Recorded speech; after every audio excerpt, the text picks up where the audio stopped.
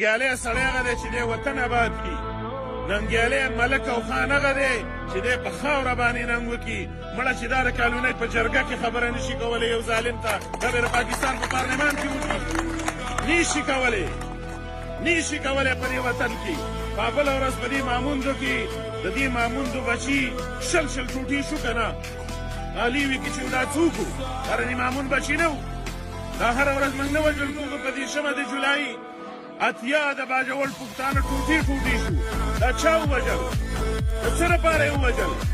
ټول عمر به دا قیسه رواني چې بس بدامني ده د ماکد او یېره د عمر اوزه او خبره مه کوه. دا خبره چې نه کوو دا واورئ پرې د ایمان نه خلاصېږو. نوره خلاص هم شو په دې باندې د ایمان نه.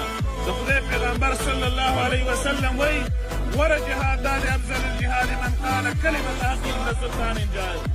غوره جهاد دا دی چې ظالم ته ظالم ووایه